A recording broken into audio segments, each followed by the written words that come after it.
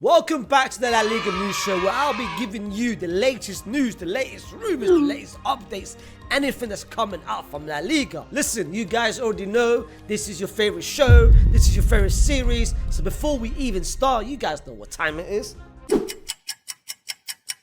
You know what time it is. Like the video, subscribe to the channel if you're new to the channel, and comment anything that I might have missed over the past week or so. So before we start talking about any sort of news, let's talk about La Liga and let's talk about the table, because as of right now, Barcelona has officially won La Liga. They've won La Liga with Betis qualifying to the final of the Conference League. La Liga has got now 5 teams in the Champions League next season, and all top 5 has been confirmed. It's Barcelona 1, Real Madrid 2, Atletico 3, Bilbao 4, Villarreal 5. But one thing which is very interesting with the La Liga table is 7th, 8th and 9th, because there's 3 teams fighting for 2 different tournaments, and that's the Europa League, that is the Conference League, and that is absolutely nothing. Right now you've got Celta Vigo, who's currently qualifying to the Europa League, and with the last game against Getafe away from home, which is always difficult. Rayo Vallecano in 8th place qualifying to the Conference League with a tough game against Mallorca, but they should be winning that at home. And Osasuna, who's currently in 9th place, hoping for Celta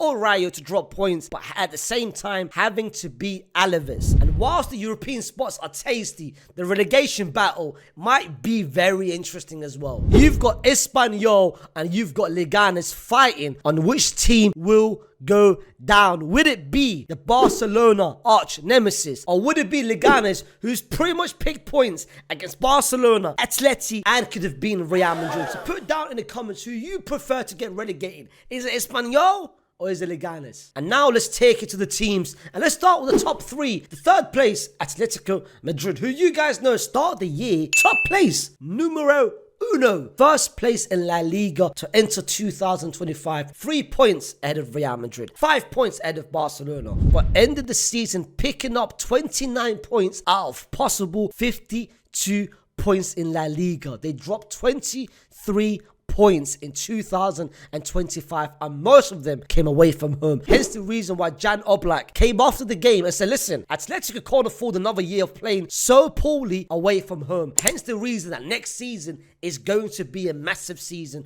for Atletico to get back in that top place or 2nd place. But it's starting with some departures. You've got Steven Savage, who said goodbye to the Atletico Madrid fan in the last game. You've got Azpilicueta, it's been confirmed that he'll be leaving Atletico Madrid. Then you've got the main man, Angel Correa, who played his final game at Wanda, 10 years at Atletico, someone who the past 2 years has been an impact player off the bench. 3 players who are about to leave Atletico, and 2 of them are in the back defense, which means Atletico, they already have issues in the back line. Trust me, this summer, not only do they have to get 1, but 2, but 3 at least reinforcement in the back line. And it started already, but not in the back line, in the midfield. And Atletico are rumored to get 2 players. One of them is David Fratesi, which Atletico has explored the option of signing the Inter midfielder. And the second one is Gabriel Vega, who is potentially looking to leave Al Ahly this summer, which more than one team is looking to sign him. Newcastle, Celta Vigo once again, but also Atletico Madrid. And now let's talk about the 2nd place, Real Madrid, who finished the season very disappointingly, but I'm not going to be talking about them as a whole. I'll be making a video giving you my full season review on Real Madrid and Barcelona. But Real Madrid, ever since they finished 2nd over the past week, there's been a couple of transfer rumors which is coming out from the Madrid circle, and one of them is of course a left back. As you guys know, they've confirmed the signing of Trent, and most recently they've confirmed the signing of Dean Huijsen, who's now become the most expensive Real Madrid defender of all time. 58 million from Bournemouth to Real Madrid. Real Madrid will be paying that in 3 installments. However, the idea of getting Dean Huijsen for 58 million, if you put it into context, for me, it's peanuts. For me to get someone in his talent, his ability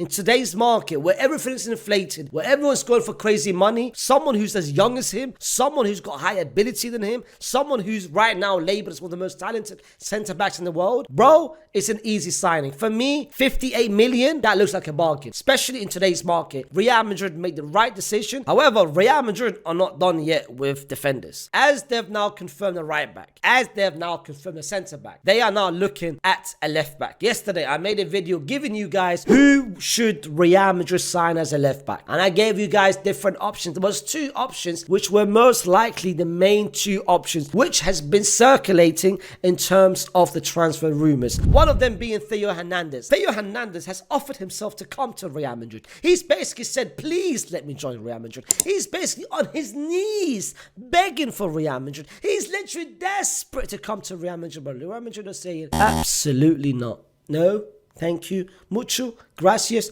No, no, no, amigo.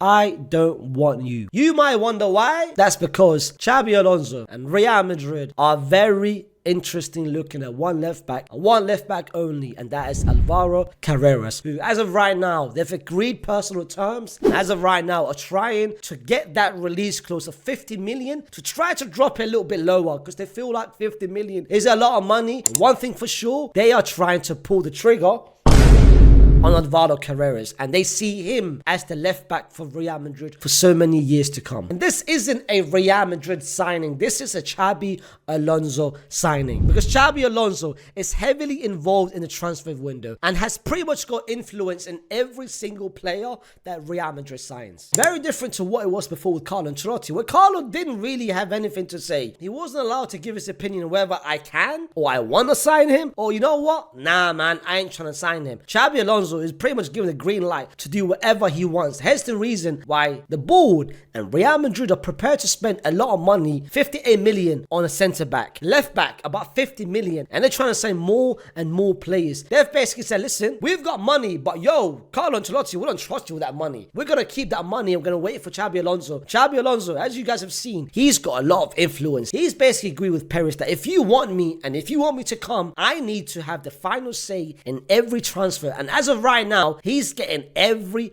player that he wants, because Theo Hernandez, this would have been a Real Madrid signing. Under Carlo Ancelotti, I'm pretty sure Theo Hernandez would have joined Real Madrid. I'm pretty sure they would have basically said, you know what, the big name, the star name, the better name, let's get him over. But Xabi Alonso is looking at it on a system standpoint, on a player that, does he fit my profile? Theo Hernandez, I don't think I want him. He's looking at Alvaro and looking to himself and saying, you know what, he's young, I can make him into the player that I want him to be in my system. Hence the reason why Real Madrid have ignored Theo and have basically said, you know what, welcome Alvaro Carreras, welcome to Real Madrid, and you are going to be the main left back for the next 5 to 10 years. And another player that Real Madrid sees for the next 5 to 10 years is the centre-back Jacobo Ramon, who has earned a couple of minutes, of course, due to injuries, but he's earned it and he's played well, he scored a goal, and Real Madrid now sees him as this important figure, someone who could potentially be useful for the team for so many years to come, especially if Xabi Alonso is trying to play the 3 at the back. And knowing Real Madrid, they're not going to sign 3 or 4 or 5 different centre-backs, and knowing our current centre-back options, likes of Militao, the likes of Alaba, and the likes of Rüdiger, who's all had injury problems. And speaking of Rüdiger, Antonio Rüdiger has been playing with discomfort all season, and it's not just his knee. You guys have seen the successful surgery that he's had. That was to his knee. Rüdiger has been playing, forced to play throughout this whole season, but he's had injuries throughout his body. It can be his knee, it can be his leg, it can be his hand, it can be his butt, it can be anywhere on the body, fam. This Donny has basically sacrificed his whole cell for him. He sacrificed his whole body to play for Real Madrid. Hence the reason why Real Madrid are not only looking for one centre-back, they're looking for 2. Because next season, are you able to trust Militao, who's coming back from back-to-back ACL? Are you trusting David Alaba, who's becoming a model? And lastly, are you trusting Antonio Rüdiger, who's just come back from a surgery, but he's literally been forced to play this whole season? One person that Real Madrid are trusting is no other than Luka Modric, who they've been trusting for literally every single season ever the past 15 years, and someone that Real Madrid could potentially trust for 1 more year next season, because Real Madrid is looking to extend Luka Modric for 1 more year. I feel like every season I say this, have you got one more year in me. Hey, and that's what Luka Modric has pretty much been saying for the past every single season. I've got one more year in me. I can do it one more time. And Xabi Alonso is actually the person who's actually gone to Real Madrid. As I said earlier, this Donny has got a lot of influence and he's got a lot to say in which player he wants and which player doesn't want. And clearly, Luka Modric is being one of them. He wants Luka for next season, not only for somebody they can bring off the bench, not only because of the quality, he still has quality, but also most importantly, because of experience. He knows Luka and he knows the type of experience he can literally install to those young players that we have. And one of those young players is Gonzalo Garcia. By the way, my transitions in this video, going from one topic to another topic, has been top tier, bro. Bro, put some respect, bro. Give me my damn respect, because my transitions, it's all over the place, bro. Like, you can't catch my next move, bro. You can't.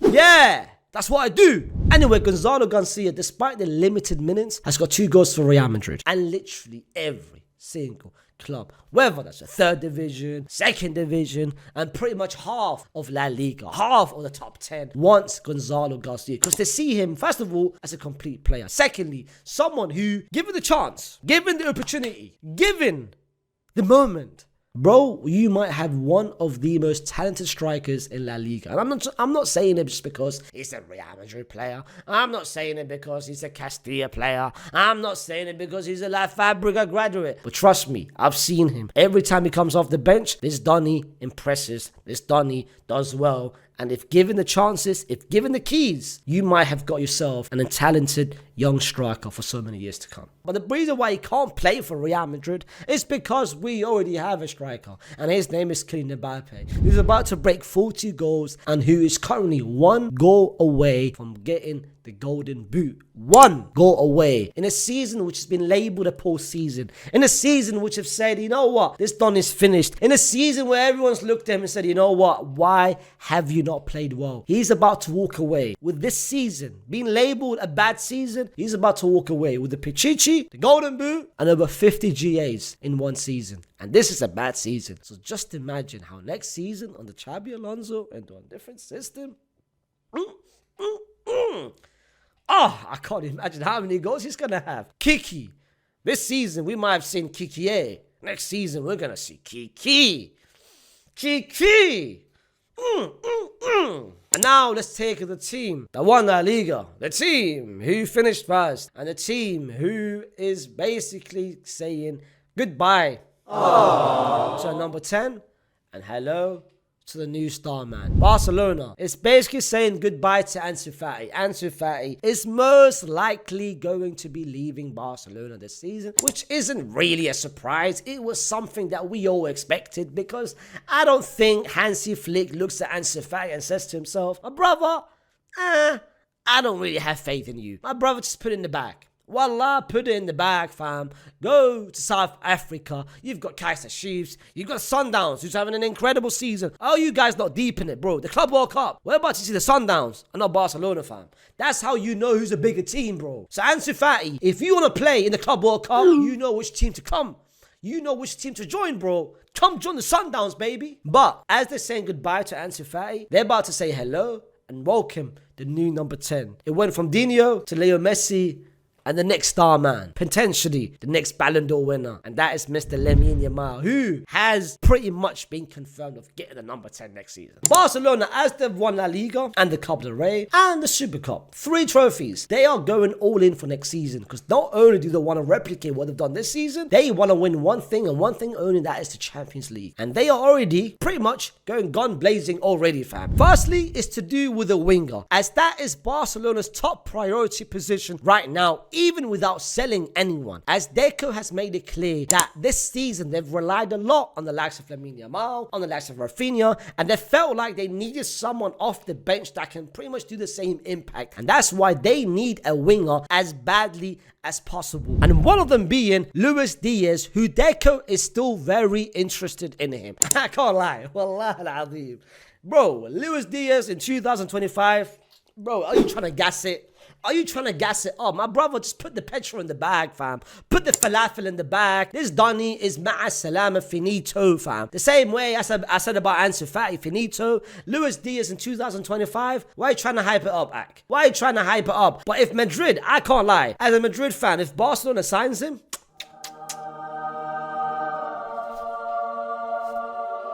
alhamdulillah, bro. Go after him. Because that Donny, I'm going to be so real, is finito. On top of getting a winger, Barcelona's looking for a new goalkeeper. And at the moment, there is a lot of question marks about the goalkeeper position. You've got Ter Stegen, who, let's be real, they're not looking to extend him. They are just looking to say, you know what, my brother? Ma'asalama, go. Then you've got Tech Szczesny, who's honestly speaking has had a very, very good 2025, but his contract finishes this summer. At the moment, there's still question marks whether they are going to extend it or whether they're going to say, you know what, thank you very much for your service, but we are looking to another direction and we are looking to go with another goalkeeper. And one of them is actually from a person that plays in Catalonia, and that is Joan Garcia, who pretty much leads saves per 90, goals prevented, highest XG prevented. He's having an incredible season, which has made a lot of teams, Arsenal being one of them. So many teams are looking to sign him, and Barcelona has pretty much made their priority that they want him as the next goalkeeper. But is he going to be the number one, or is he going to be the number two behind either Szczesny or Ter Stegen? Because both of them can't leave. Only one of them will leave. And at the moment, it's still up in the air whether it's Ter Stegen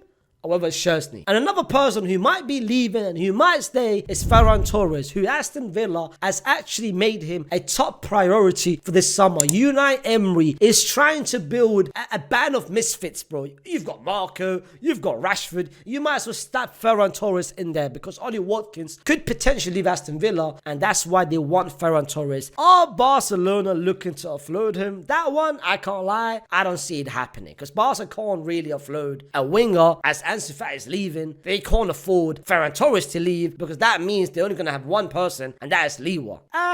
I don't think I'm going to believe that rumor. However, one rumor which could be absolute insane. I mentioned about Joan Garcia. Did I mention that Barcelona might be looking at another goalkeeper? A World Cup winner, a Copa America winner, someone who's been playing in the Champions League, has got Premier League experience, can speak different languages. That is Emi Martinez. Barcelona, I've made it very clear, they want a goalkeeper as badly as possible. They could even sign Faysal has signed at this point, but they want a goalkeeper, and Emi Martinez could be one of them. I can't lie. If you ask me right now, as a Madrid fan, who would I rather have Barcelona to get? Actually, you know what? How about you put down in the comments? Barcelona fans, who do you guys want out of the two? Emi Martinez or Joan Garcia, or a third option? Put down in the comments who you guys want. But guys, this has been the end of the episode. Let me know if you guys enjoyed it. Let me know if I've missed anything else. And let me know your thoughts of any of the reports that I've just said. Like the video, subscribe to the channel. And like I said, content is still coming your way despite the fact that we're about to enter an off season. But that doesn't mean the content is going to be stopping, fam. Content is still coming as quickly and as fast as possible. This channel, we've hit 72k, which thank you so much for that. The next target, 75. And then 80, and then 85, and then 90, and then 95, and then the almighty, the massive, the unbelievable, something which I never expected, 100k. And I can't do that without you, man, showing support. So like the video, subscribe to the channel, and I'll see you soon. Peace.